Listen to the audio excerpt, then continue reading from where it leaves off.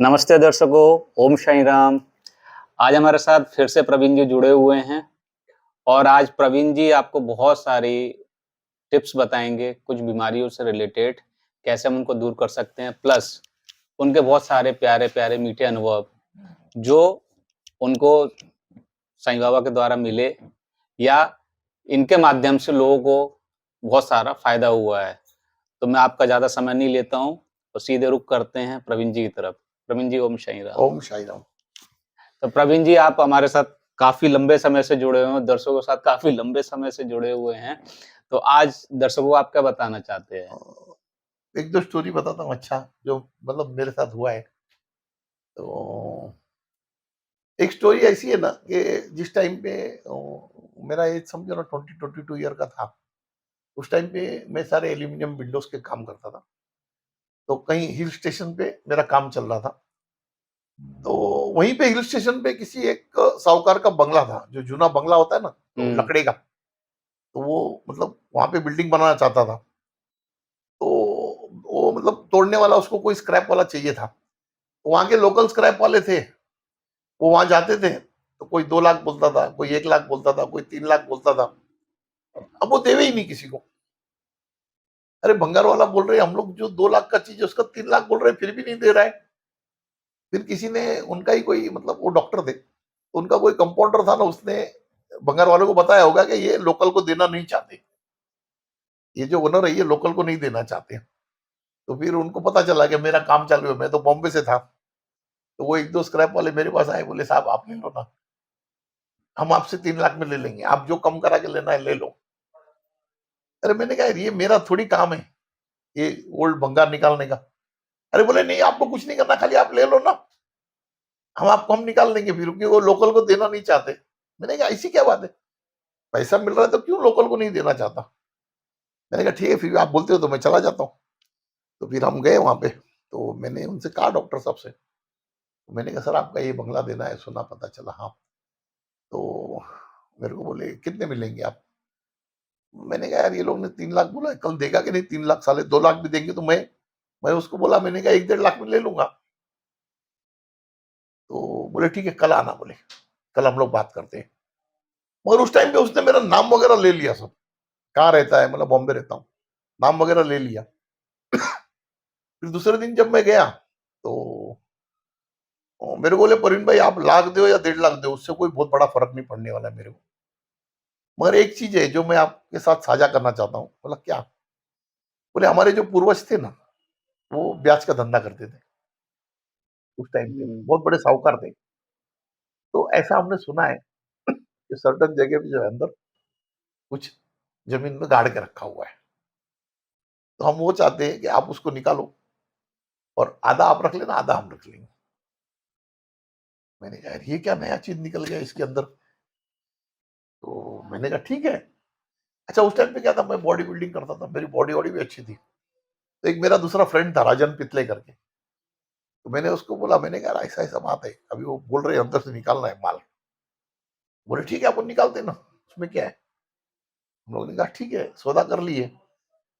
फिर हम लोग को एक डर लगे कि बोले जमीन के अंदर से निकालेंगे तो सांप आता है, वो नाग आता है, वो काटता है।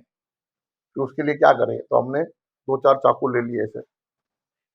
दो चार चाकू ले लिए, और एक दो डब्बा घी का डब्बा ले लिया, दो तीन, और रस्सी ले लिया, टुकड़े टुकड़े। और इतना सामान ले लिया।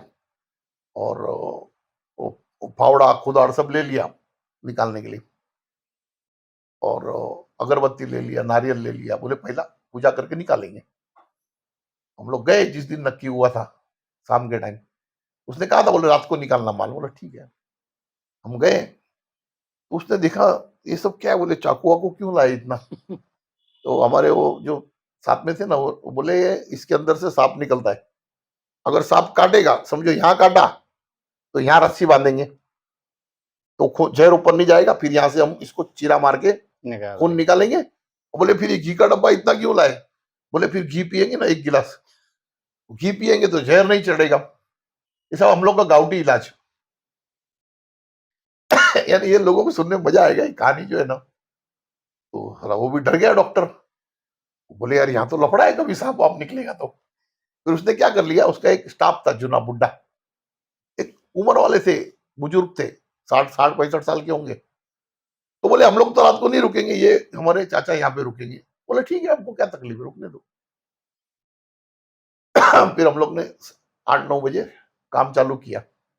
वो अगरबत्ती जलाए, 2 नारियल थे, 2 नारियल फोड़ के वहां पे रखे पूजा के लिए, और थोड़ा सा शक्कर होकर रखे, और खोदना चालू किए।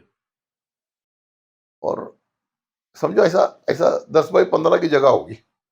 उनको पता था कि यहीं पे है, क्योंकि वहां पे लादी नहीं लगी हुई थी, वहां पे गोबर गोबर से ये किया था। तो हम लगे खोदने। अब यकीन नहीं मानोगे, एक आधा घंटा हुआ होगा, तो मेरे मेरे कुलाड़ के नीचे आवाज आया टन करके, जैसे कोई मेटल लगता है ना, ऐसा आवाज आया टन करके। तो जैसी आवाज आया ना, वो बुड्ढा क्या बोलता है, वो मराठी में बोलता है, मैं खोबरा खाऊं, मतलब वो नारियल खाऊं क्या। तो मैंने कहा खा ले। तो वो मेरे साथ में जो था ना पार्टनर, वो उसको पत्थर मारता है, चल खाने का नहीं, बोले चल पूजा का है वो, नहीं खाने का।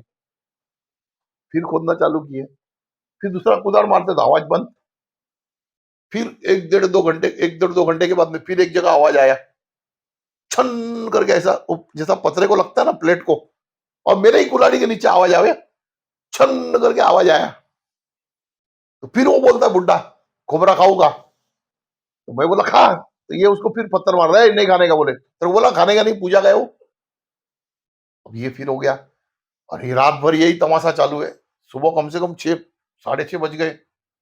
हमने कितना खड्डा खोदा पता है, ऐसे 10 फुट, ऐसे 15 फुट, और हमारे हमारे से 1 2 फुट ऊपर गया था खड्डा, यानी कम से कम 6 साढ़े 6 फुट का डीप।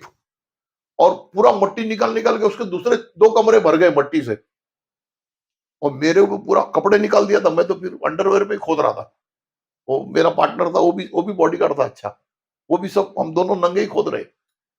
क्योंकि पसीना इतना आ रहा था ना, पूछो मत।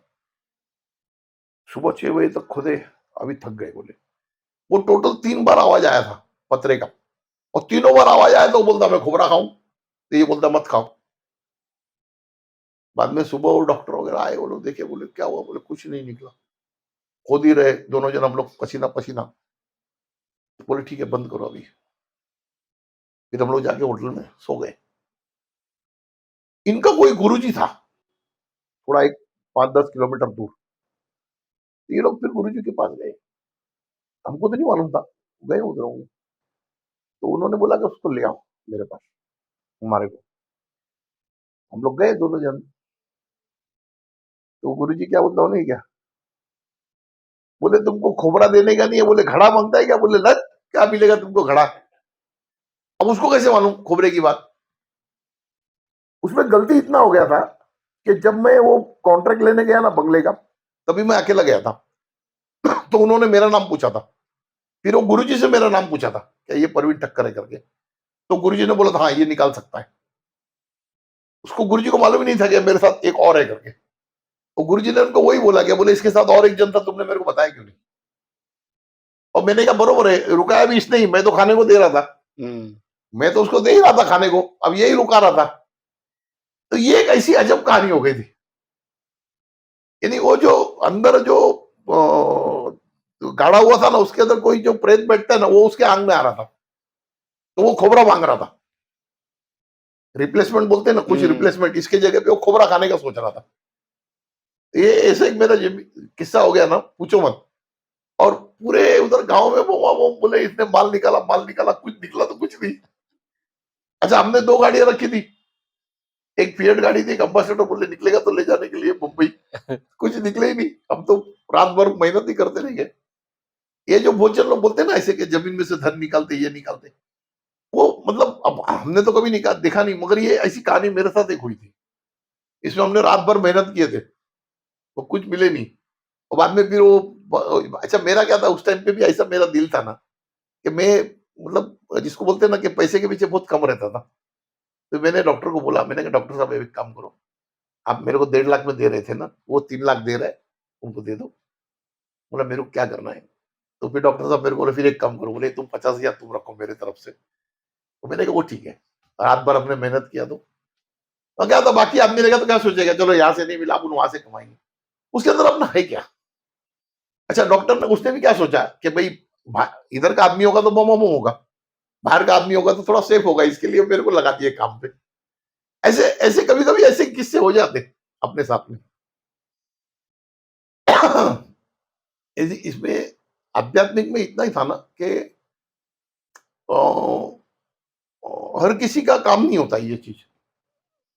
तो उनके गुरुजी ने, हम तो जाते के साथ बोला ना, उसने बोले तुम कोबरा देने को नहीं होता, तुमको घड़ा मांगता है क्या? नहीं तो उनको काम कैसे मिल मालूम जाए। कि ये कोबरा मांग रहा है करके? ये ऐसे एक किस्सा हो गया था मेरे साथ।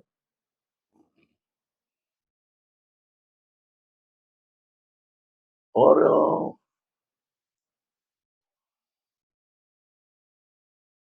और एक किस्सा बताता हूँ, मतलब जो आध्यात्मिक के साथ में टेक्निकल भी जो चलता है ना, तो उसका भी बहुत काम में आता है। जैसे आपको आध्यात्मिक काम में आता है, वैसे टेक्निकल भी काम में आता है। अभी उस टाइम पे मैं बात बोलता हूँ 87 का। उस टाइम पे मैं एक बार आ रहा था वापी से, एल्यूमिनियम काम करके, मेरा फिएट गाड़ी था कंपनी का। तो पता नहीं क्या हो गया, पेट्रोल भरना भूल गया या क्या हो गया, बारिश का मौसम था। तो आधे रास्ते तक आने के बाद में वो पेट्रोल हुआ खत्म। तो उतने में सामने एक चाय वाला था। तो हम लोग ने क्या किया, उतर करके उसको थोड़ा सा धक्का मार के वो चाय वाले के पास ले गया। मैंने कहा चाय वाय पीते हैं इधर? इसको पूछा हमने, भाई पेट्रोल पंप कितना लंबा है? तो बोले पेट्रोल पंप कम से कम 10-12 किलोमीटर अरे! लंबा है। ये बाजू तो बोले, ये बाजू तो है ही नहीं 40 किलोमीटर तक। अभी क्या करें फिर? तो बैठे बैठे हम चाय पी रहे थे। देखो, मैं जो बोलता हूँ ना, प्रेजेंस में रहना चाहिए ना आदमी ने। जो चीज तुम चला रहे हो ना, उसका तुमको जितना हो सकता है ना, इतना मैक्सिमम नॉलेज लेना चाहिए अपने दिमाग में। कोई भी चीज अपने सामने हो रहा है तो उसका नॉलेज होना चाहिए अपने को। तो मैं बैठे बैठे चाय पी रहा था, क्या मेरे को दिमाग में है मालूम नहीं। अरे मैंने कहा तेरा ये पानी का जग कितना लीटर का होगा? तो बोले 1.5 लीटर का है वो पानी का जग। तो मैंने छोकरे को बोला, बोले टाकी खोल, 2 लीटर डाल, 2 जग डाल उसमें, 3 लीटर। तो जो मेरा आदमी था बोलता, अरे सेठ क्या पानी से गाड़ी चलाएगा क्या? बोला चलाएगा। और तू डाल। अरे वो भी परेशान, 2 जग भरे पानी और डाला पेट्रोल की टाकी में। मैंने कहा अभी बैठो आधा घंटा। हम बैठे आराम से, वो कुछ खाना खाना वाना खाए, थोड़ा बैठे थे। मैंने कहा चलो अब चलेंगे। गया, गाड़ी सेल्फ मारा स्टार्ट। वो पागल हो गया चाय वाला, बोले ये गाड़ी पानी से चलती है क्या? वहां से निकाले गाड़ी हमने। इसने मेरे को बोल दिया था कि 10 किलोमीटर के बाद पंप है करके। तो मैंने तो 2 जग भरा पानी। तो 2 जग में तो मेरी गाड़ी 30 किलोमीटर जाती है पेट्रोल में। और पेट्रोल पंप पे गए, फिर पेट्रोल भरे और फिर निकले हम। मेरे साथ वाले लोगों को यही परेशानी, बोले तूने पानी में गाड़ी चलाया कैसे? वो बोले तुम साला कुछ चमत्कार करता है, ऐसा करता है।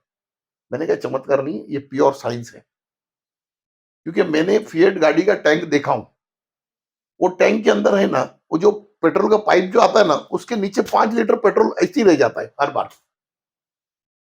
जहां तक पाइप लटकता है ना, उसके नीचे कोई भी अगर फिएट गाड़ी का टैंक खोलेगा ना, तो उसके नीचे 5 लीटर पेट्रोल ऐसे ही पड़ा रहता है, जो कभी यूज में ही नहीं आता है। तो मैंने क्या कर लिया, मैंने 3 लीटर पानी भर दिया। तो मेरे को मालूम है साइंस के हिसाब से ग्रेविटी ज्यादा है वाटर का, वो पेट्रोल ऊपर आने वाला है। तो मैंने 3 लीटर पानी नीचे भरा तो पेट्रोल 3 लीटर ऊपर आ गया। उसके बाद भी 1 लीटर पेट्रोल नीचे था। तो मैंने कहा फिर अपनी गाड़ी को तकलीफ नहीं आएगी। सेल्फ मारा, गाड़ी स्टार्ट। फिर दूसरे दिन मैं गैरेज में ले गया। मैंने कहा ये गाड़ी का टाकी खोल, पानी निकाल अंदर से। बोले सेठ तुमको कैसा मालूम इसके अंदर पानी है?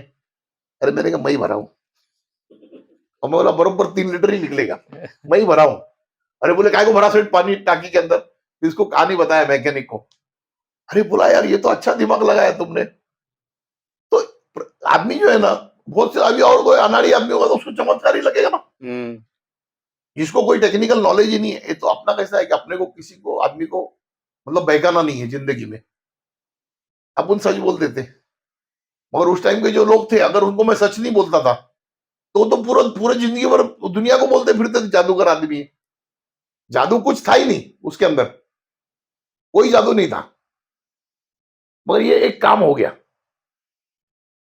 अच्छा, वो भी क्या होता है, आप जब ऑब्जर्व करते रहते हो ना तो आपको आइडिया आते रहता है, मगर वो आपके मेमोरी में होना चाहिए। ये आइडिया मेरे को कहां से आया था, एक प्रीमियर ऑटोमोबाइल है ना, उसके मैं कंपनी में गया था एक बार। वो लोग क्या करते थे, वो जो पार्ट्स धोते हैं ना, तो वो क्या करते थे, नीचे टाकी में आधा पानी भरते आधा पेट्रोल भरते ऊपर। तो जब धोएगा ना तो कचरा नीचे पानी में बैठ जाता है, तो उनका पेट्रोल साफ ही रहता है। अभी दिन भर उन्होंने काम किया, फिर दूसरे दिन शाम को आते तो दूसरे दिन आते तो पेट्रोल साफ ही है, सब पानी में बैठ जाता है। तो मेरे को मालूम पड़ गया था कि पानी नीचे बैठता है, पेट्रोल ऊपर रहता है, तो वो डाल ऑब्जर्वेशन। करके निकाल लिए। ऐसी कहानियां बहुत है जिंदगी में, मतलब ऐसे ऐसे तजुर्बे, देखने जाओ तो आदमी को चमत्कार लगेगा, वो उसमें चमत्कार नाम का कोई चीज नहीं था। तजुर्बे। तजुर्बे मतलब एक एक्सपीरियंस है। मैं एक बहुत टाइम बोलता हूँ ना सबको कि तुम प्रेजेंट में आ जाओ, तो प्रेजेंट में आओगे ना तो तुमको हर चीज का पता चलेगा कि भाई ये ऐसे होगा, ये ऐसे होगा, ऐसे होगा। ये छोटी छोटी चीजें मगर वो काम में बहुत आती है अपने को।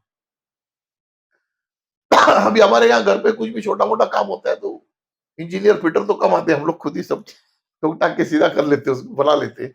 प्रवीण जी, जैसा हम सभी जानते हैं ना, आपके ऊपर साईं बाबा की कृपा है और आप उनको बहुत मानते भी हैं। और साईं बाबा का हम देखते हैं कि 1960-70 से लेके अभी तक 60-70 साल का बहुत लंबा एक जर्नी हो गया और आप हाँ, काफ़ी लंबे समय से उससे जुड़े हुए हैं। हाँ। उससे पहले भी आप किसी से जुड़े हुए थे या सिर्फ़ डायरेक्ट आपको साईं बाबा से लगाव मेरे हुआ? मेरे लाइफ में ऐसा है ना कि अध्यात्म करके जो एक सब्जेक्ट है ना, वो बाबा से जुड़ने के बाद आया मेरे पास। ऐसे पहले मैं हनुमान जी से सबसे पहले जुड़ा। अच्छा। वो मैंने एक एपिसोड में मेरी कहानी भी बताई है हनुमान जी की। सबसे पहले मैं हनुमान जी से जुड़ा, फिर उसके बाद नित्यानंद बाबा के आश्रम में जाता था, यानी एक एंजॉयमेंट के हिसाब से। मगर जब से बाबा के साथ में जब से मैं अटैच हुआ ना, तब से मेरे को एक अलग दुनिया है वो पता चला। पहले ऐसा लग रहा था कि ये हो जा रहा है, मतलब हम नहीं कर रहे मगर हो जा रहा है। हुँ, मगर बाबा से जुड़ने के बाद ये पता चला कि बहुत कुछ हम कर सकते हैं। इंसान जो है ना, इंसान इंसान की आत्मा जो है ना, वो डायरेक्ट परमात्मा से कनेक्टेड है। अगर परमात्मा इस दुनिया में कुछ भी कर सकता है तो इंसान भी कर सकता है, मगर इंसान को परमात्मा की तरह बिहेवियर करना पड़ेगा, अपने आप को जो है ना उस रूप में लाना पड़ेगा। जैसे अभी एक पानी है, एक सिंपल चीज बताता हूं, एक पानी है। अब वो बरसात का पानी है, अगर ये ग्लास में गिर गया तो इसको हम डायरेक्ट पी सकते हैं। मगर वही पानी अगर दरिया में गिरा तो डायरेक्ट। तो फिर उसको हमको उबाल करके फिर हुँ, उसका भाप निकाल करके पीना पड़ेगा। अगर वो कहीं नाले में गिरा तो उसको उतना ट्रीटमेंट करके पीना पड़ेगा। पानी पी सकते हैं हम। तो उसी तरह हमारी जो आत्मा है ना, ये परमात्मा से कनेक्टेड है। हमारे में जितना परमात्मा का अंश को हम जगाएंगे ना, उतना हम ज्यादा काम कर पाएंगे। जैसे एक सिंपल चीज है ना कि परमात्मा किसी चीज के लिए कुछ कोट नहीं करता है। वो आपको हवा देता है, कोई कोई आपसे हुँ, चार्ज नहीं लेता है। वो आपको पानी देता है, कोई चार्ज नहीं लेता है। वो आपको खाना देता है, कोई चार्ज नहीं लेता है। तो उसी तरह अगर हम भी हमारे लाइफ में एक ऐसा मोटो बना लेना कि भाई वो परमात्मा तो बहुत दे सकता है, अपन थोड़ा बहुत भी देवे, कि जिसके सामने हम कुछ उसको वापस एक्सेप्ट मतलब एक्सपेक्टेशन नहीं करें, तो आप में भी परमात्मा का अंश जागृत हो गया। कि आपने आज तक जितने भी संत महात्मा साधु देखे होंगे ना, ये लेने से ज्यादा देने में उनको मजा आता है, क्योंकि उनमें उनमें परमात्मा का अंश जागृत हो गया। वो किसी को भी कुछ भी दे देंगे, किसी को भी कुछ भी दे देंगे। तो वो एक एक नेचर जो है ना, वो मैं जब से बाबा से जुड़ा ना, फिर उसके बाद से ये मेरे को पता चला कि ये आध्यात्म ऐसे ऐसे चल रहा है। वो बाबा ने तो पूरा सृष्टि का बताया कि भाई ये पूरी सृष्टि कैसी चल रही है, ये जो आज हमारे जो संसार है ये कैसे चल रहा है, ये हर चीज उन्होंने खोल खोल के रखा सामने। अभी आज हम लोग जो है ना, अभी हम लोग आध्यात्म पे चला रहे हैं। अभी एक टाइम ऐसा आएगा ना जब मैंने मैडम से बोला भी था कि मैंने कहा एक साइंस के ऊपर चालू करूंगा मैं, क्योंकि साइंस की जो गलतियां हैं वो उनको बताने वाला कोई नहीं है। हुँ, साइंस ने जो गलती कर ली है उनको बताने वाला कोई नहीं है। तो आज अगर अपन जानते हैं तो अपन बता सकते हैं कि भाई हर इन्वेंशन के पीछे हमने क्या खोया है, और उसको हम कैसे मतलब रिकलेक्ट कर सकते हैं, रिकलेक्ट कैसे कर सकते हैं वो चीज को। ये एक बड़ा सब्जेक्ट है, तो मैं सोच रहा था कि पहले ये एक बार ये अध्यात्म का और ये बीमारियों का ये थोड़ा सा एक बार लोगों को समझ में आ जाए तो क्या होगा कि लोगों का कुछ भरोसा अपने पे बैठेगा। अगर अपन आज कोई चीज बोल रहे हैं तो वो कब कोई मानेगा? अगर आज आपको समझो मैं कोई बात बोल रहा हूं, आप कब मानोगे? जब उससे आपको कुछ बेनिफिट दिखेगा करेक्ट। या आपके जीवन में कोई परिवर्तन आएगा, तब तो आप मानोगे कि हाँ नहीं, इनका बात सुनना चाहिए करके।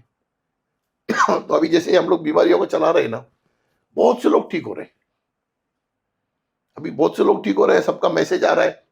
अभी एक बुक भी बना रहा हूँ बीमारियों के लिए, जो मतलब परमानेंट इलाज चालू हो जाएगा सबका। तो इस तरीके से होने के बाद में ना, फिर जो अध्यात्म में बाबा के पास से सीखा हूं, तो वो हर सेक्टर का जो है ना, वो अपन उसको मतलब थोड़ा थोड़ा खोल के रख सकते हैं पब्लिक के सामने कि भाई इस तरीके से होता है, इस तरीके से होता है, ऐसे होता है करके अपन रख सकते हैं उसके अंदर। और बाद में तो जो है ना, और धर्मों का भी मेरे को एक्सपीरियंस हुआ बाबा के बाद में। जैसे अ, पार्श्वनाथ डाडा जो है जैन धर्म का, उनका मेरे को अच्छा। साक्षात्कार हुआ है, पार्श्वनाथ डाडा का। फिर उसके बाद में जैसे एक बार पारसी लोगों के भगवान से भी मुलाकात हुई थी मेरी, जैसे पंख वाले रहते हैं ना, उनसे एक बार मुलाकात हुई थी। ऐसे तो मतलब एक बार आईना बन गए ना, तो उसमें सबकी शक्ल दिखती है। अच्छा, आईना आईना किसी को हिंदू मुस्लिम को सोचता नहीं है वो वो। नहीं। उसके सामने क्रिश्चियन आ जाएगा तो क्रिश्चियन भी दिखेगा, हिंदू आएगा तो हिंदू भी दिखेगा, राजा आएगा तो भी दिखेगा, भिखारी आएगा तो भी दिखेगा। एक बार अगर आप आईना बन गए ना, तो सब धर्म जो है ना, फिर वो कोई धर्म से अपन परे नहीं है। अब मेरा तो ऐसा हो गया ना कि मैं हर धर्म के ना डेप्थ में जाके आया। जैन धर्म है तो जैन धर्म के भी डेप्थ में जाके आया। अभी जैन धर्म की एक कहानी मैं बताता हूँ कि अ, एक हमारे जो फ्रेंड है ना, उनके सिस्टर ने भी दीक्षा लिया है जैन धर्म में। तो उनके वहां मेरा आना जाना होता है। तो उनके जो महासती रहते हैं ना, जो मतलब उनका जो हेड रहते हैं ना, है। उनसे भी मेरी मुलाकात होती रहती है। तो ये पार्श्वनाथ जी का जब मेरे को साक्षात्कार हुआ था, ये मैंने एक कहानी में बताया था मैंने, तब वो माता जी जानते थे कि मेरे को साक्षात्कार है करके उनका। तो एक बार ऐसे हुआ ना कि 3 महासती का तबीयत एकदम से खराब हुआ। तो हमारे इधर घाटकोपर में एक दोषी दोषी नर्सिंग होम करके है, तो वहां पे उनको एडमिट किया। उनको उल्टी हो रहा है, जुलाब हो रहा है, बुखार आ रहा है, मगर कुछ पता नहीं चल रहा है क्यों हो रहा है। 3 दिन हो गए, वो डॉक्टर भी डायग्नोस कर रहा था, मगर कुछ पकड़ में नहीं आ रहा है कि ये किस वजह से हो रहा है। ना तो उनकी उल्टियां बंद हो रही है, ना बुखार बंद हो रहा है, ना जुलाब बंद हो रहा है। तो फिर पता नहीं उस दिन उनके मासती को क्या याद आ गया, तो उन्होंने मेरे फ्रेंड को बोला कि मतलब मुलजी भाई थे उनका नाम, तो उनको बोला कि बोले प्रवीण भाई मिलेंगे तो ले आओ। तो मेरे को उन्होंने पूछा, बोले प्रवीण क्या कर रहा है? मतलब कुछ नहीं। बोले चल जरा, थोड़ा महासती ने बुलाया, उधर वो एडमिट है हॉस्पिटल। मैंने चलो, तो हम लोग गए देखने के लिए वहां पे। तो उन्होंने महासती ने मेरे को बोला, बोले प्रवीण भाई आप कुछ कर सकते हो? ये उनको मालूम था क्या मेरे को साक्षात्कार हुआ है? हुआ है। तो मैंने कहा आप बोलोगे तो मैं करूंगा, आप बोलोगे तो मैं कर सकता हूँ। तो बोले करिए ना। मैंने कहा मेरे को थोड़ा पानी दे दो। तो उन्होंने क्या बोला, पानी कौन सा, मतलब हमारे वाला क्या तुम्हारे वाला? उन लोग है ना जो गर्म पानी वापरते, कोई भी पानी डायरेक्ट वो लोग नहीं वापरते, पहले उसको उकाड़ के ठंडा करके वापरते। मैंने कहा पानी तो पानी है, कोई भी दे दो, आप वाला दो, कोई तकलीफ नहीं मेरे को। फिर उन्होंने पानी दिया, मैंने खाली लेकर के उसको जाप किया, दिल में जाप करके और दे दिया उनको। मैंने कहा पिला दो तीनों को। तो बोले ठीक है, फिर उन्होंने पिला दिए। दूसरा दिन दोपहर में एकदम तबीयत ठीक, कोई कोई नहीं, ना बुखार है, ना उल्टी है, ना जुलाब है, कुछ नहीं, एकदम अप टू डेट। तो डॉक्टर भी सोच में पड़ गया, बोले ये गया कहाँ बीमारी, और था क्या? तो हो गया। अभी मेरे को दूसरे दिन शाम को मेरे फ्रेंड का फोन आया, बोले परवीन छुट्टी मिल गया इनको सबको। मैंने अच्छा है। वो लोग क्या चल चल के घूमते सब जगह में, यानी ऐसे गाड़ी वाड़ी में नहीं जाते, पैदल। पैदल पैदल जाते हैं। तो फिर वहां से 8-10 दिन के बाद में हमारे यहाँ पे एरिया में आए थे। फिर उनके महासती ने क्या बोला कि बोले परवीन भाई को ले आओ, मिलना है मेरे को। यानी उनका जो बॉस रहता है ना, वो सती लोग का वो। तो मैंने कहा ठीक है। फिर हम लोग गए शाम को मिलने के लिए। तो मेरे को एक कमरे में बुलाए अंदर। वो मेरे को बोले परवीन भाई क्या था उस दिन, उस दिन था क्या? मैंने कहा बाजी जाने दो, अब जो था हो गया, अभी ठीक हो गया, अब क्या है? नहीं, बोले मेरे को जानना है। मैंने कहा अभी आपको जानना है तो मैं बताता हूँ। उनको मालूम है कि इसको मालूम पड़ता है क्या हुआ है करके। बोले क्या हुआ था? मैंने कहा इन्होंने बगैर कार्ड का, बगैर जाप का और स्वाद लेके खाया था। क्या होता है, वो जो साधु है ना, जैन साधु, वो सबके घर से ले जाते हैं खाना, बरोबर है? वो खाना जो है ना, उसमें वो उनकी परेशानी ले जाते हैं और बाद में उसको कार्ड देखते, कार्ड अमृत काल में खाते हैं उसको, बगैर अमृत काल का नहीं खाएंगे। जो चौगड़िया होता है, चौगड़िया, चौगड़िया में एक अमृत काल आता है 1.5 घंटे का, उस टाइम पे उसको खाने से इनको तकलीफ नहीं होती है। और उसके ऊपर जाप करते हैं, पहला जाप करके उसको न्यूट्रल करते हैं, बाद में ग्रहण करते हैं और स्वाद नहीं लेते हैं। वो सब मिक्स करके ना, मिक्स करके खाएंगे। उस दिन उन्होंने एक गलती कर लिया था कि वो ना तो जाप किया, ना कार्ड देखा और स्वाद लेके खाया। तो मेरे को महासती बोले, बोले पक्का एकदम? मैंने कहा हाँ। बोले एक बात और पूछूं? बोला क्या? बोले क्या स्वाद लेके खाया था? मैंने कहा माँ जी अभी आप मेरे से सब खुलवा रही है। बोले नहीं मेरे को मालूम है, तू सब जानता है। मैंने कहा आम की बर्फी खाए थे स्वाद लेके। अब क्या बताऊं, अभी उन्होंने भी क्या कर लिया मालूम है, मेरे को भी बहुत ये आया, उन्होंने वो साध्वी लोग को बुला लिया तीनों को मेरे सामने। अरे मैंने कहा मास्टर जी मेरे सामने मत पूछो। बोले रुक गया, बोले कुछ नहीं होता है। अरे उनका मेरा अच्छा था रिलेशन, तो बोले रुक जा कुछ नहीं होता है। तो बुलाए, बोले उस दिन तुम लोग ठीक हुए ना, ये इन्होंने किया था ठीक, डॉक्टर ने नहीं किया था। और इनका कहना है कि तुम लोगों ने बगैर कार्ड के, बगैर जाप के और स्वाद लेके खाया। और इन्होंने ये भी कहा है कि आम का बर्फी खाया है। सच है? इन्होंने हाँ बोला, क्योंकि वो जब वो लाए ना जमा करके, तो आम की बर्फी बड़ी अच्छी दिख रही थी, तो इन्होंने थोड़ा थोड़ा खाए थे, यानी थोड़ा थोड़ा खा लिया। अच्छा खाने के टाइम उन्होंने ना कार्ड देखा ना जाप किया, ऐसे ही खा लिया, तो इतना सा बर्फी ने उनको तकलीफ दे दिया।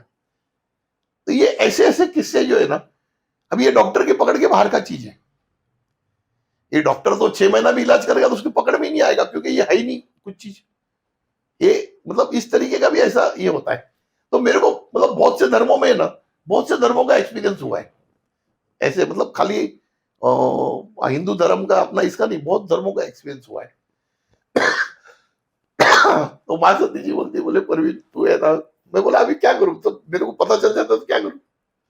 तो वो मतलब उनके भी एक पहला एक त्रिपुटी महाराज थे जैन साधु के, इधर वलसाड़ में बैठते थे। तो मैं कभी वहां जाता था ना, तो मेरे को छोड़े नहीं, तो कम से कम मेरे को आधा 1 घंटा बिठा दे। और लोगों को मिल नहीं पाते थे उनसे, मगर मेरे को देखेंगे। अच्छा मेरा क्या था, एल्यूमिनियम काम था ना, तो मैंने ये बहुत से देरासर है ना, इसके ऊपर जो झंडा चढ़ाते हैं झंडा, उसका प्लेटफॉर्म मैंने बनाया हूँ एल्यूमिनियम का। गुजरात में, अपना महाराष्ट्र में बहुत जैन जैन टेम्पल का है ना, वो एल्यूमिनियम में मैंने उस टाइम पे बनाया हूँ प्लेटफॉर्म। तो उस हिसाब से ये सब साधु महाराज ये लोग बहुत मतलब मेरे लिंक में आते रहते थे। हाँ, लेकिन कुछ भगवान ने ऐसा कर दिया है कि सब धर्म का जो है ना वो लिंक जुड़ते गया है सारा। अभी क्या होता है कि मेरा एक ही कहना है ना कि आध्यात्म एक ही है, वो किसी के लिए अलग नहीं है, एक ही आध्यात्म है। अब वो चाहे वो हिंदू होवे, मुस्लिम होवे, क्रिश्चियन होवे, सिख होवे, सबके लिए एक ही आध्यात्म है।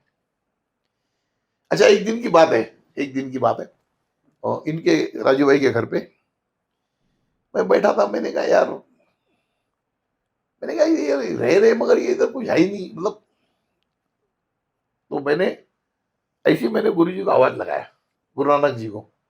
अरे मैंने कहा नानक जी कभी यहाँ पे भी तो आओ, ये भी तो सीख है, अब यहाँ पे तो आओ। बोले तो मेरे को लाओ ना। मैं इसको बोला, बोला राजू भाई चलो आज अपने को एक गुरु नानक जी का फोटो ले आना है। अरे बोले परवीन भाई अभी शाम हो गई, बस चलो लाना है। फिर हमने लिया, घूम घूम के एक फोटो लिया फ्रेम वाला बढ़िया।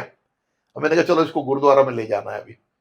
अरे ये बोले गुरुद्वारा में अभी कहाँ मिलेगा, अभी लेट हो गया था। हम लोग गुरुद्वारा में गए ना, तो वो जो गुरुद्वारा के वहां के जो इंचार्ज है ना, वो बाहर ही मिले हमारे को।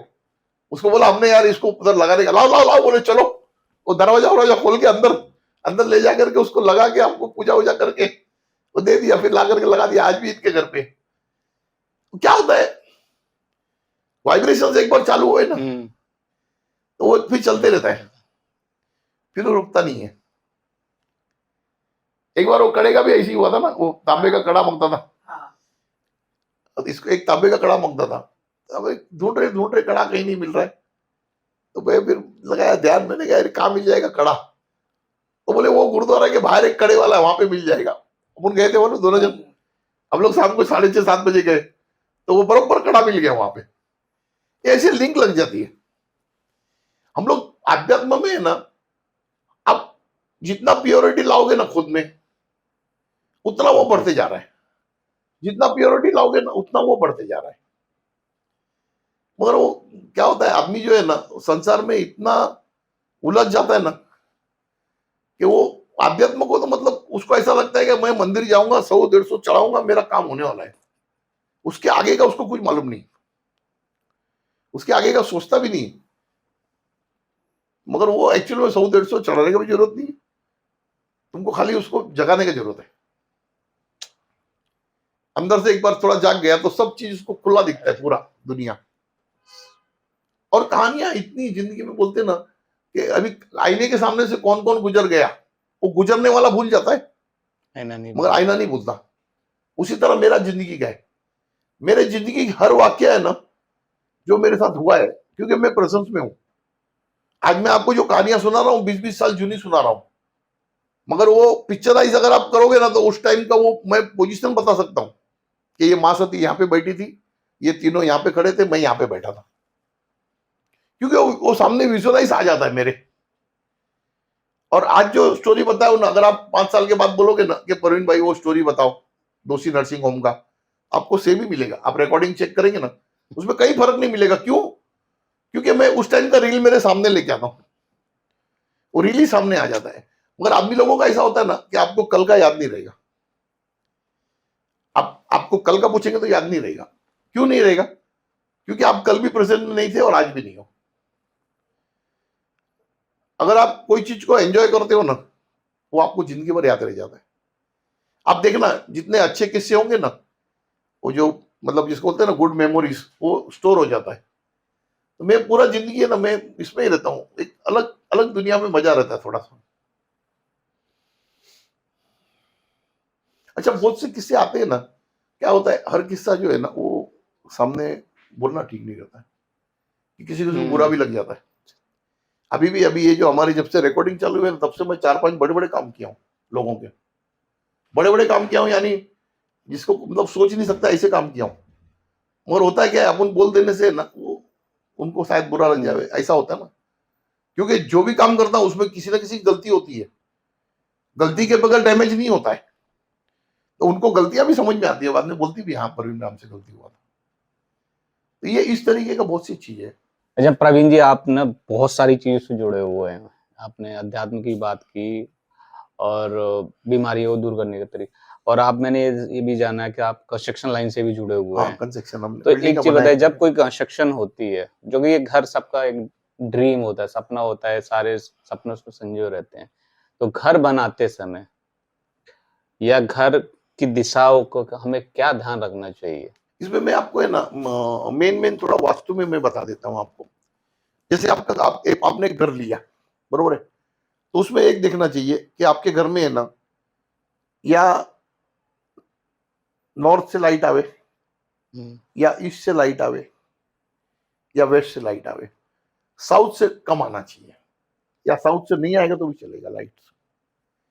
और आपके घर के अंदर है ना, आप जब अगर फर्नीचर का सेटअप करते हो तो नॉर्थ ईस्ट जो है ना उसको लाइट रखने का, मतलब वहां पे ज्यादा हैवी वजन नहीं रखने का नॉर्थ ईस्ट में। अच्छा। यानी नॉर्थ की तरफ और ईस्ट की तरफ, या नॉर्थ ईस्ट कॉर्नर में आप ज्यादा वजन नहीं रखने का। और साउथ है ना, जो साउथ और वेस्ट, साउथ में आप कितना भी वजन रखो, जो आपके घर का हैवी चीज है ना, अगर आपको लोखंड का कबाड़ रखना है, या आपको कोई बड़ा खाट रखना है, सोफा रखना है, जो भी वजन वाला, वो ज्यादा करके साउथ और वेस्ट में आना चाहिए। आप जितना साउथ और वेस्ट में वेट रखोगे ना, उतना आपका वास्तु जो है ना वो ग्रो होगा। आप मतलब वास्तु में आपको अच्छा लगेगा। और टॉयलेट्स वगैरह जो है अपने, ये ज्यादा करके है ना, जो ये साउथ ना सॉरी नॉर्थ वेस्ट में होना चाहिए। अच्छा। नॉर्थ नॉर्थ की तरफ से जो वेस्ट साइड होता है ना, हाँ, हाँ। उस तरफ में होगा तो वास्तु के हिसाब से बहुत ज्यादा अच्छा रहता है। और इस तरीके अच्छा आपका किचन जो है, किचन, वो किचन जितना हो सके ना इतना साउथ ईस्ट में आना चाहिए। ये साउथ ईस्ट जो है ना वो अग्नि का कोना है, वहां पे किचन होना बहुत अच्छा होता है उस तरफ पे। ऐसे ये जो है ना कुछ ऐसे टिप्स है। और घर का जो सेंटर हो, सेंटर वो एकदम लाइट रहना चाहिए, यानी सेंटर में कोई वजन नहीं रखना चाहिए, या ना कोई टॉयलेट आना चाहिए। उसको ब्रह्म बोलते हैं, वो ब्रह्म ब्रह्म जगह होता है, उसके अंदर कोई टॉयलेट वगैरह, जैसे अपना ये नाभि है ना, ये ऐसा ब्रह्म स्थान होता है, तो उसमें कुछ ज्यादा वेट नहीं आना चाहिए। ये ऐसा मतलब ओवरऑल वास्तु है ना इसी के अंदर चलता है। अच्छा, एक और भी कहते हैं कि हमें नॉर्थ साउथ पोल की डायरेक्शन का सोने का कुछ हाँ, होता है। सोने का जो है ना आपका बेड, हाँ, वो ज्यादा करके ना आपका सर जो है ना ये साउथ की तरफ होना चाहिए। सर साउथ की हाँ, तरफ, और पैर जो है ना वो मतलब नॉर्थ की नॉर्थ तरफ। की तरफ। हाँ साउथ सॉरी, 2 मिनट, नॉर्थ की तरफ पैर बराबर है, नॉर्थ की तरफ पैर होना चाहिए, सर जो है साउथ की तरफ होना चाहिए। साउथ की तरफ हमें पैर नहीं करने चाहिए। नहीं, साउथ की तरफ पैर करोगे ना तो वो मृत्यु सैया हो गया। हाँ, हमारे शमशान में आप जाएंगे ना, तो आप उधर अगर कंपोस्ट लगा के देखेंगे ना, तो वो पैर सब जो है ना वो मतलब साउथ की साउथ की तरफ तरफ रखते हैं। हाँ, अच्छा, या तो आप साउथ में रखो आपका सर, या नहीं तो वेस्ट में रखो। नॉर्थ ठीक है। नॉर्थ और ईस्ट की तरफ नहीं रखना चाहिए। अगर आप वेस्ट की तरफ रखते हो तो जब आप उठते हो सुबह, तो आप सूरज की तरफ उठ रहे हो, आप ईस्ट की तरफ उठ रहे हो, करेक्ट। यानी आप प्रोग्रेस की तरफ जा रहे हो। और अगर आप साउथ में सर रखते हो जब आप उठते हो, तो आप नॉर्थ की तरफ जा रहे हो, मतलब परमेश्वर की तरफ जा रहे हो। ये हमारे इंडिया के लिए, हम्म, ये इंडिया के लिए ये वास्तु है, इसका सेटअप। अगर आप जब अगर किसी और कंट्री में जाओगे, तो वहां का जो है ना वो भौगोलिक परिस्थिति देख के फिर उसके हिसाब से सेट होता है। मगर इंडिया के लिए, पूरा इंडिया को यही चलता है वास्तु। ये जो वास्तु है ना ये इंडिया में पूरा परफेक्ट चलता है एकदम। और आपके बाथरूम जो है, बाथरूम जितने, उसको आगे पट्टी होना ही चाहिए उमरठा। आपका घर का भी एंट्रेंस है उसमें पट्टी होना ही चाहिए उमरठा। घर का भी, अभी जैसा घर का पट्टी एंट्रेंस है, उसके नीचे अगर आप एक चांदी का वायर डाल दो ना, चांदी का एक वायर अंदर डाल दो, ऊपर से पट्टी लगा दो, तो आपके घर के अंदर नेगेटिविटी इजीली नहीं आ सकता है। अच्छा, जो हम लोग मार्बल उमरठा, बिछाते हैं, उमरठा बोलते हैं हम लोग उसको। हाँ, पट्टी रहता है मार्बल का, हाँ, उसी जैसे में मार्बल का पट्टी उसी लगाते में हैं ना, फंसा हाँ, देना चाहिए। उसके नीचे ना अगर एक ये सोनार के पास मिलता है तार, वो डाल देते हैं। बाथरूम जो है, बाथरूम में भी वो पट्टी होना जरूरी है मार्बल का, क्योंकि उधर से भी नेगेटिविटी का फ्लो आता है ना इसके लिए। हमें याद है बचपन में हम देखते थे कि जब सीमेंट के घर होते थे तो हाँ उसमें कांच की पट्टी डाली जाती थी। हाँ, कांच की पट्टी डाली जाती थी, उससे दोनों ही चीजें थी कि उसके बीच की जो एयर है वो भी निकलती निकल रहेगी, जाती, हाँ। प्लस ये वास्तु से रिलेटेड। मगर ये वास्तु का ये उमरठा तो बहुत काम करता है, नेगेटिविटी आपके अंदर नहीं आती घर के अंदर। ये जो दरवाजा है, गेट, मेन गेट है, उसके पास जो हम लोग नीचे, हाँ, उसी में डालना हाँ, मेन चाहिए। गेट के नीचे। ठीक क्योंकि चांदी है ना, चांदी है ना जो, उसको इजीली क्रॉस नहीं कर सकता नेगेटिविटी, ओके। नेगेटिविटी क्रॉस नहीं कर पाता है जल्दी। तो ये ऐसे, ये मिनिमम वास्तु का थोड़ा है ना आइडिया। अच्छा, दूसरा एक, हाँ, आप अगर आपके घर से अभी दूसरे घर में जा रहे हो, बरोबर है, आप इतने साल ये वास्तु में रहे, बरोबर है, आप जाते हुए जो है ना, इसको, इसका जो वास्तु पुरुष है उसको नए घर में ले जाना चाहिए। नए घर में ले जाना चाहिए बात करके कि वो भाई, कैसे ले जाना चाहिए? नहीं तो उनको बोलने का, बोलना हम अभी दूसरे घर में जा रहे, हम्म, तो हमारी ये मतलब इच्छा है कि आप, आपका जो एनर्जी है वो भी हमारे साथ आवे। ऐसा कर करके किसी भी एक चीज को जो है ना घर से साथ में ले जाना है। तो जैसे मैं कोई बताते हैं, टोटका कह लीजिए हाँ या एक उपाय कह लीजिए कि कुछ लोग पुराने घर से नए घर की तरफ हाँ, पानी का या पानी का दूध ले की जाते, इसमें देखो क्या होता है, फ्लो ले जाते हैं इसमें हल्का क्या सा। होता है, नहीं दूध का फ्लो उतना लंबा नहीं ले जाते हम लोग, ले जा पाते हैं। कोई भी एक चीज है जो मतलब आप जब आए थे इस वास्तु में, उस वक्त से यहीं पे है। मान लो कोई फोटो फ्रेम है या कोई कुछ भी है, वो उनको वहां ले जाना अच्छा, उसके साथ ही उसमें चाहिए। वो चीज हाँ, को उनको ले रिक्वेस्ट करना, भाई आप इसके साथ, इसमें मेरे साथ आ जाओ। पॉजिटिविटी, वास्तु तो जी, पुरुष तो नहीं आता है, मगर उसकी पॉजिटिविटी आ जाती है। बहुत टाइम क्या होता है, हम उसको बोले बगैर जाते हैं ना, तो पॉजिटिविटी वहीं रह जाता है और आप चले जाते हो वहां पे, ऐसे हो जी, जाता है। बिल्कुल। तो उनको मतलब आह्वान करना जरूरी है बहुत। ये सब मतलब ये एकदम मतलब जिसको बोलते हैं ना, इन जनरल चीज है। इसको ध्यान देंगे ना तो अपने को ज्यादा परेशानी नहीं आता है। यानी बिल्कुल ही मालूम नहीं होगा, पता चला आपने घर ले लिया और नॉर्थ ईस्ट में मतलब बाथरूम है, तो फिर कुछ, तो पूरा जिंदगी खराब हो जाएगा। नॉर्थ ईस्ट में अगर लेकिन बाथरूम आ जाएगा तो प्रवीण जी, प्रॉब्लम क्या भी है, आप मुंबई जैसे, हम दिल्ली जैसे शहरों में हैं, जहाँ पे ज़मीन का बहुत अभाव है। नहीं, मगर ढूंढना बिल्डर्स ने पड़ता है। जैसा बनाया और फिर देखो आंधी क्या से वो होता है, सेट हो आपको है जाता ना, आपको पूरा जिंदगी बिताना है, आपको है। ढूंढना पड़ता है। अच्छा, भले एक जगह नहीं मिला तो दूसरी जगह, भले टाइम लग जाए, 4 महीने की जगह साल भर लग जाए, मगर आपको तो वास्तव वास्तु तो जाना ढूंढना ही ज़रूरी पड़ेगा। है। आज क्या हो रहा है, आदमी वास्तु की तरफ कम ध्यान दे रहा है। अरे वो किसी को बुला लेंगे तो वो कुछ पिरामिड डाल देगा, कुछ डाल देगा, उससे नहीं होता है। जो ओरिजिनल चीज है वो नहीं होता है। जी, आप कुछ भी पिरामिड डाल देंगे, कोई किधर तांबे का पट्टी डाल देगा, किधर क्या डाल देता है, कहीं वो आजकल तो वो भी डालते हैं, क्या बोलते हैं उसको, हीरे का मुक्का डालते हैं, कहीं कहीं कांच का मुक्का डालते हैं, कुछ कुछ डालते हैं वास्तु वाले। वास्तु जाना है जो लोग घोड़े की नाल भी लोग लगाते हैं हाँ, अपने वो भी दरवाज़ों लगाते हैं पे, बहुत जन। हाँ उससे क्या हाँ इफ़ेक्ट हाँ, पड़ जाता है? वो बोलते हैं ऐसा कि मतलब वो भूत प्रेत उसको देख के भाग जाता है, ऐसा बोलते हैं। मगर वो घोड़े का नाल का भी ऐसा हो गया ना आजकल, कि वो जो काला घोड़ा होता है ना, हुँ। वो होता है सफेद, उसको डाइंग करके काला कर देते। हमने तो देखा हुआ है। और उसको है ना रोज नाल बदली करते, बताओ अब रोज नाल बदली करोगे तो क्या उसका इफेक्ट आएगा। नहीं रहेगा। अच्छा, वो भी इतने इतने उस्ताद है ना, कि वो घिसी हुई नाल ही ठोकते उसको, हुँ, फिर तुम्हारे सामने निकाल के देंगे, तुमको क्या लगेगा, अरे बोले काले घोड़े की निकाल रहा है, अपने को क्या लगेगा काले घोड़े की निकाल रहा है, वो दूसरे घोड़े की घिसी हुई लगाया उसने, रोज सुबह लगाता है, शाम को बेच के आता है। मतलब वो ठीक है, वो तो सब मतलब उतना बड़ा तंत्र, तो उसमें नहीं जाओ तो ज्यादा अच्छा है। ठीक। अपने भगवान का पूजा करो और वास्तु में रहो, बाकी ये ऐसे तो बहुत कुछ क्या क्या लगा देते, कुछ पता नहीं चलता आजकल तो।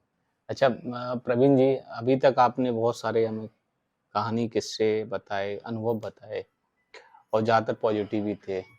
कभी ऐसा हुआ आपके जीवन में कि कभी नेगेटिव शक्तियों का सामना हुआ हो? हाँ, हुआ है, नेगेटिव शक्तियों से हुआ है एक सामना। बताएँ। ये नेगेटिव शक्ति में ऐसे है ना कि एक बार किसी ने बुला लिया मेरे को, यानी नाम नहीं बोलता हूँ मैं, तो वो बोले कुछ मतलब मेरी बेटी का परेशानी हो रहा है, तो वो अलग अलग तरीके के मतलब वो एक्टिंग हो रही थी, मतलब उसकी कभी ऐसे कर रही थी, कभी क्या कर रही थी, कभी क्या कर रही थी। तो बुला लिया, तो रात का वक्त था, 10 साढ़े 10 11 बजे का। मैं चला गया तो वो मेरे को देख के ऐसे वो दूसरे कमरे में भाग गया। उसको चार चार आदमी पकड़े ना तो भी आवे नहीं है, उसको चार आदमी खींच के ला नहीं सकता है। मैं बोला हाँ क्या हो रहा है, क्या नहीं चक्कर। बाबा ने बोला, बोले उसको खींच। एक देखो, नेगेटिव शक्ति है, और अगर पॉजिटिव आपके साथ में है ना तो तकलीफ नहीं आता है। तो मैंने उनको बोला छोड़ो उसको, छोड़ो सब छोड़ो, छोड़ो उसको, ऐसा करके ऐसा झटका मारा ना, ऐसा आके बाजू में गिरी। तो वो उसके पिताजी देखने लगे, बोले ये क्या किया इसने। और मैं भी करने को तो कर लिया होशियारी में, और बाद में वो भड़क गई ना मेरे पे। वो जो था ना उसका वो रूप रंग जो हो गया एकदम, तो मतलब दो दो 5-10 मिनट के लिए तो वही भी बोला अभी क्या करूं इसको। मैंने कहा बैठ अभी चुपचाप। अब मैंने कहा एक बार कर दिया हूं तो अभी लास्ट तक, अभी अपन डर के फायदा नहीं, अभी तो होशियारी करना ही पड़ेगा। मैंने कहा चुपचाप बैठे थे। तो वहां सांस लेने लगा जोर जोर से। मैंने कहा तू शांति से बैठ, तो तेरे को सब मैं ठीक कर दूंगा, तू चिंता नहीं कर अभी। नहीं, बोले वो मेरे को परेशान करता है, ये परेशान करता है मेरे को। मतलब किधर है वो, बोले वो रूम में है, तुम चल के देखो उधर। मैंने कहा मैं देख लूंगा, पहले तू बैठ इधर, अभी मैं बैठा हूं तब तक तेरे को परेशान नहीं करेगा। उसके दिमाग में ऐसा था ना कि कोई जिन मेरे को परेशान कर रहा है, कोई जिन परेशान कर रहा है। तो मैं देख रहा हूं तो मेरे को तो कोई जिन दिख नहीं रहा है, अब ये इसको परेशान कर रहा है। तो उसका पिताजी भी बोलता है, बोले हाँ, बोले इसको कोई मुसलमान जिन परेशान कर रहा है। अरे मैंने कहा यहाँ कोई है ही नहीं, इसको परेशान कैसे कर रहा है। तो मतलब उसके अंदर ऐसा था ना कि बहुत टाइम क्या होता है कि अपने को ऐसा लगता है कि कोई नेगेटिव चीज है करके, और नेगेटिव होते नहीं, उनके दिमाग के फ्यूचर भी होते हैं बहुत टाइम, हुँ, जो ऐसे उसमें रहते हैं ना, वो क्या बोलते हैं उसको, डिप्रेशन में। तब उसको अलग अलग फिगर्स दिखते हैं ऐसा। फिर मैंने उसको बोला तो एक काम कर, इधर आ जा। बोले ऐसा लंबा सोफा था ना, मैंने इधर इधर लेट जा, लेट जा, कुछ नहीं।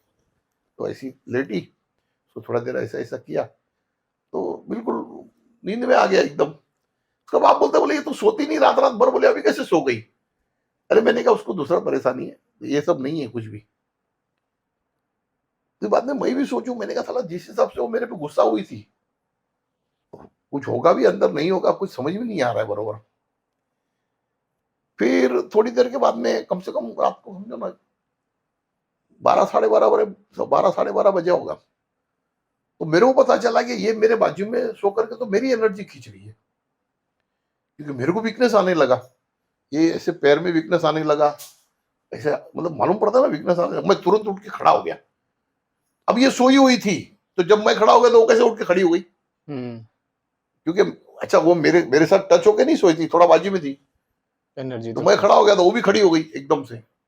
मैं ऐसा देखा उसको, तो फिर वो थोड़ा सा उसके नजर में थोड़ा डर दिखा बाद में मेरे को, मतलब थोड़ा सा डर दिखा उसको।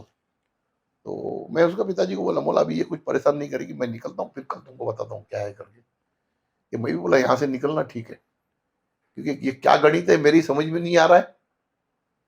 और जब बाबा को पहला पूछा था, बाबा बोले तू लड़, बोले डरता क्या है।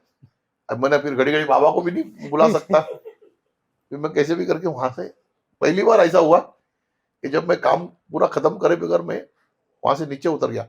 अब यकीन नहीं मानेंगे, मैं नीचे उतरने का टाइम है ना, मेरे को ऐसा चलने नहीं हो रहा था, यानी मेरी गाड़ी ऐसा समझो ना 10 कदम दूर होगी, मगर लिटरली मेरे को वो बिल्डिंग से बाहर निकलने के लिए पैर चलने नहीं हो रहा है।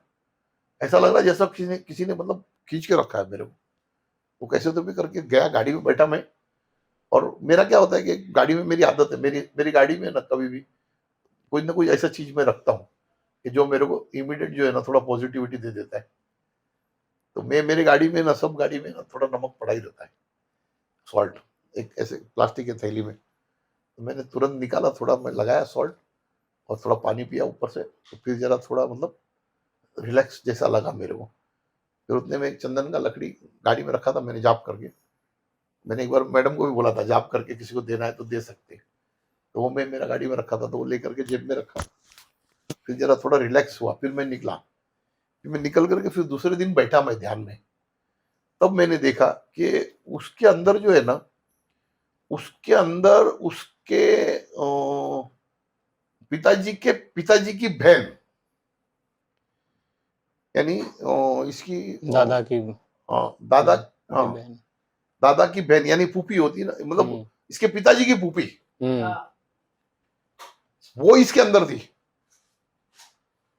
फिर मैंने कहा यार ये तो इनका आपस का अंदर का पितरों का लफड़ा है। फिर मैंने, हमारे एक पंडित जी है उधर नासिक में एक पंडित जी है। तो फिर मैंने उनको फोन किया, वो लोग ये मतलब ये सब 13वां 12वां का काम करते हैं। देखो दुनिया में हर चीज मैं भी नहीं कर सकता हूँ, और मैं बोलने में शर्माता नहीं हूँ कि भाई अगर तुम्हारा कोई पितरों का कोई परेशानी है तो तुमको उधर से ही कराना पड़ेगा। मैं कैसे इन्वॉल्व हो जाएगा उसके अंदर। फिर मैंने वो पंडित जी से बात किया, मैंने कहा ऐसा ऐसा मेरे को दिख रहा है। तो बोले प्रवीण भाई इनको एक काम करो, इनको ये दिन मेरे पास भेजो, तो मैं उनका पितृ शांति कर दूंगा, ऐसे बोले। तो मैंने उसको ये भी बोला, मैंने कहा उसका मतलब पिताजी का बहन दिख रहा है। ये बाद में मेरी बात हुई, वहां वहां जगह पे तो बात नहीं हो पाई मेरी, क्योंकि उस टाइम मैं भी थोड़ा होशियारी कर दिया था ना। अगर मैं रिस्पेक्टफुली, नॉर्मली मैं रिस्पेक्टफुली चलता हूँ ये लोग के साथ, और उस दिन क्या वो 4 4 जन पकड़ रहे थे, तो मेरे को भी जरा, मैंने घाटो बाजू नहीं कैसा आता, ऐसा करके ऐसा पास मारा ऐसा।